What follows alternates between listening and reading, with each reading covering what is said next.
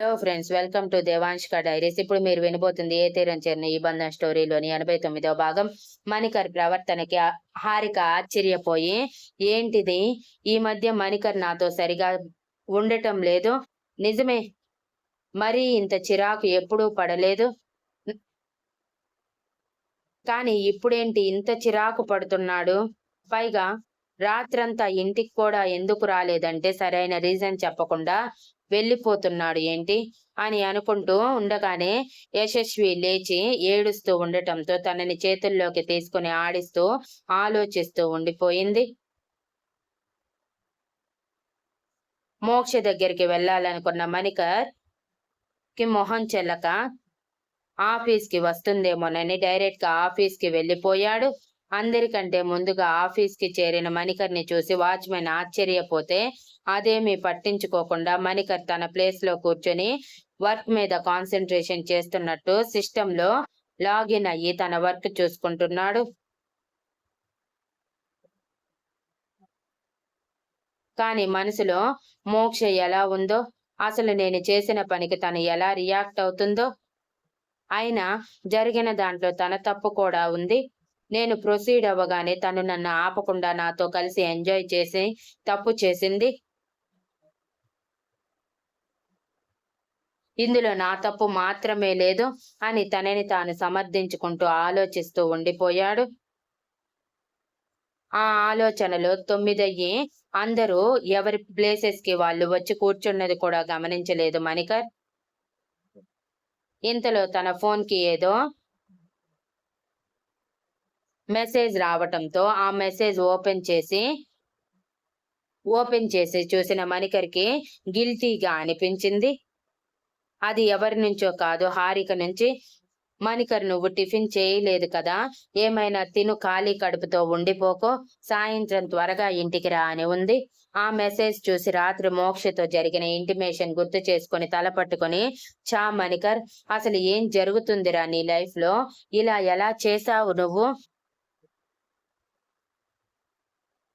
పైగా మోక్షకి నువ్వు I love you చెప్పటం ఏంటి, నీ మనసులో ఉన్నది హారిక కదా, నీకు ఒక కూతురు కూడా ఉంది, అది మర్చిపోయావా అనుకుంటూ ఉన్నాడు.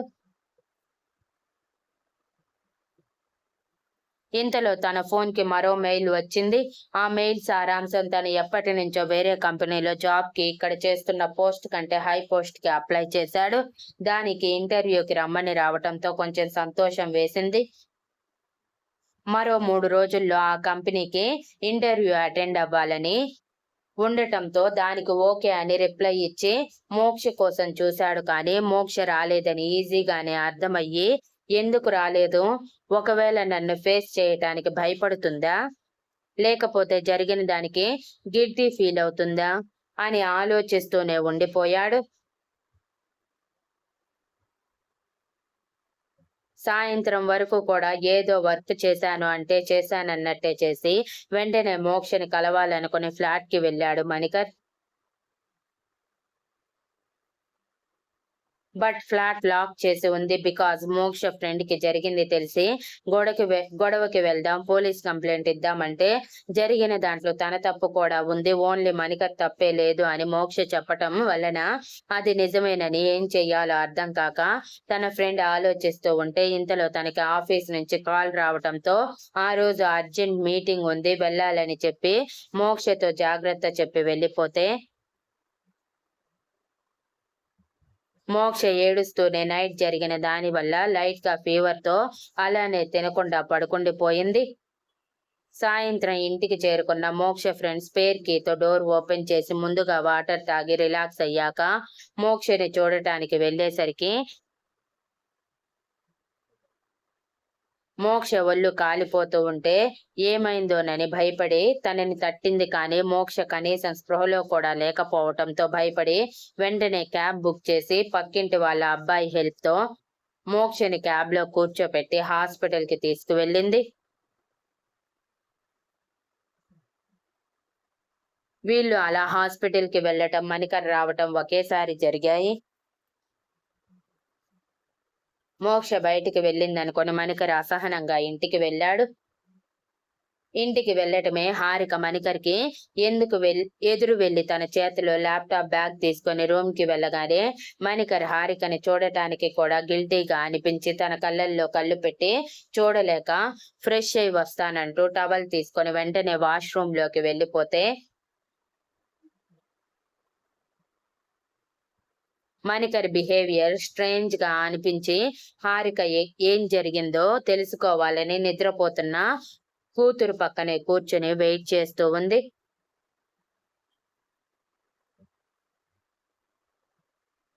బయట పరిమళ గారు అదంతా చూస్తూ పట్టించుకోకుండా హారిక చేసిన స్నాక్స్ తింటూ ఉన్నారు. ఇంతలో పరమేశ్వరన్ గారు రావటంతో వచ్చారా, మీకోసమే ఎదురు చూస్తున్నాను అంటూ ఆయనకి ఎదురు వెళ్తుంటే పరమేశ్వరన్ గారు ఆవిడని పట్టించుకోకుండా రూమ్ లోకి వెళ్ళిపోయారు.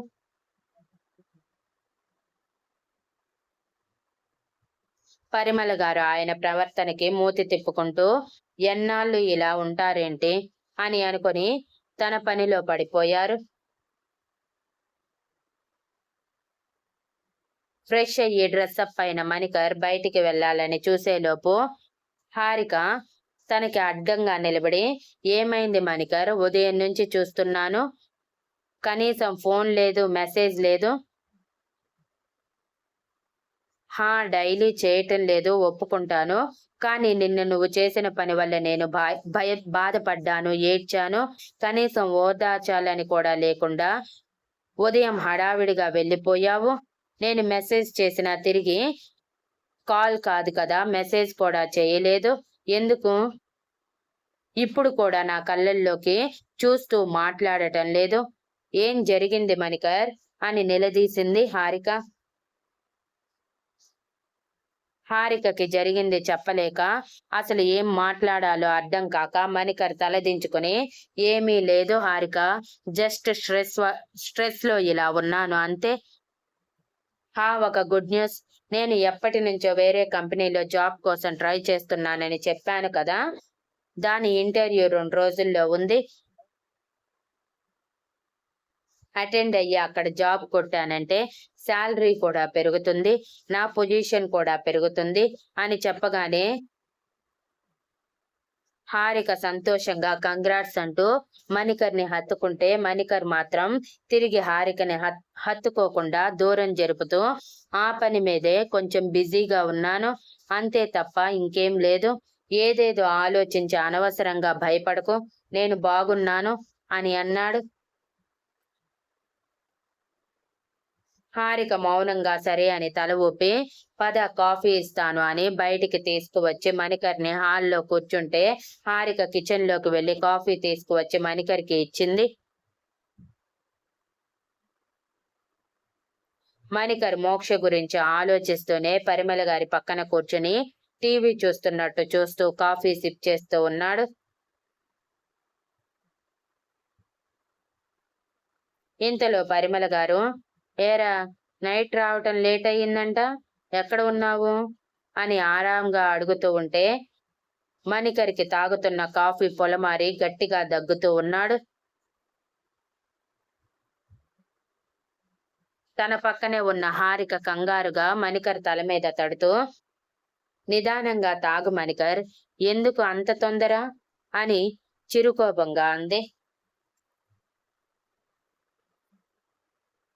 పరిమళ గారు అనుమానంగా మణికర్ వైపు చూస్తూ ఉంటే మణికర్ తడబాటుగా, చిన్న పని ఉంటే వెళ్లాల్సి వచ్చింది అమ్మా, అందుకే నైట్ లేట్ అయ్యింది. ఫోన్ కూడా డెడ్ అయ్యింది, అందుకే మీకు ఇన్ఫార్మ్ చేయటానికి కుదరలేదు అని వెంటనే కాలే కాఫీ తాగి రూమ్ లోకి వెళ్ళిపోయాడు. పరిమళ గారు వెళ్తున్న మణికర్ వైపే చూస్తూ కాఫీ పట్టుకొని నిలబడిపోయిన హారికతో, వాడికి స్నాక్స్ తీసుకువెళ్ళి పెట్టు అంటూ ఆవిడ రూమ్ లోకి వెళ్ళిపోతే హారిక మౌనంగా స్నాక్స్ తీసుకువెళ్ళింది. ఆ రోజు కూడా మణికర్ హారికతో ఏదో మాట్లాడాలి అన్నట్టే ఉన్నాడు, కానీ తన ఆలోచన మాత్రం మోక్ష దగ్గరే ఆగిపోయింది. తర్వాత రోజు ఎలాగైనా మోక్షని కలవాలి అనుకున్న మణికర్ ఆఫీస్ టైం అవుతున్నా కూడా పట్టించుకోకుండా మోక్ష ఫ్లాట్ కి బయలుదేరాడు. ఆ రోజు కూడా మోక్షకి ఫీవర్ తగ్గకపోవడం వలన ఇంట్లోనే ఉంది, కానీ తన ఫ్రెండ్ కి ఆఫీస్ ఉండటం వలన త్వరగా వెళ్ళిపోయింది. మోక్ష ఫ్రెండ్ వెళ్ళిపోయిన 5 నిమిషాల తర్వాత మణికర్ మోక్ష ఫ్లాట్ డోర్ బెల్ కొట్టాడు. ఎవరు వచ్చారు అనుకుంటూనే మోక్ష అయోమయంగా డోర్ తీయగానే ఎదురుగా మణికర్ని చూసి షాక్ అయ్యి ఆటోమేటిక్ గా పక్కకి జరగగానే మణికర్ తలదించుకొని లోపలికి వచ్చాడు.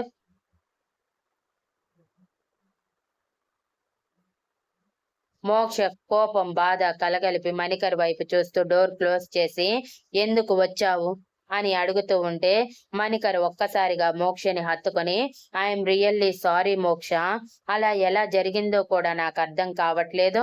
తప్పు చేశాను కానీ కావాలని కాదు అని బాధగా అన్నాడు. తెలిసి చేసినా తెలియక చేసినా తప్పు తప్పే మణికర్. నీ వల్ల నా జీవితం నాశనమైపోయింది. ఎలాగో పెళ్లి మీద ఆశలు లేవు, తల్లయ్యే అవకాశం లేదు.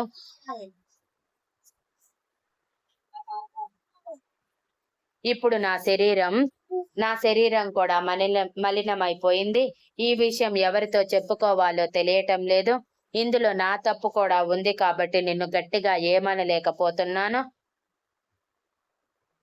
తప్పు చేశాను నీతో స్నేహం చేసి నిన్ను ఇష్టపడి.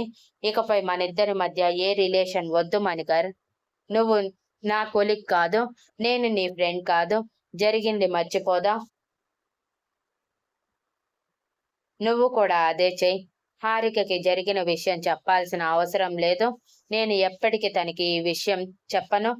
నువ్వు కూడా నన్ను ఇకపై కలవకు అని కఠినంగా చెప్పి మణికర్ని దూరం జరపగానే మణికర్ బాధగా మోక్ష వైపు చూస్తూ రియల్లీ నా వల్ల నిజంగా నీ జీవితం నాశనం అయిపోయింది మోక్ష. కానీ నేను మాత్రం ఏం చేయగలను చెప్పు. నువ్వు కూడా నాకు సహకరించడం వల్లనే కదా ఆ తప్పు జరిగింది అని చెప్పాడు.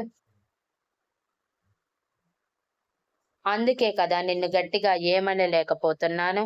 లేకపోయి ఉంటే ఈ పాటికి నీ చెంపలు వాచేవి అని కళ్ళు గట్టిగా బిగించి ఇక వెళ్ళిపో మణికర్.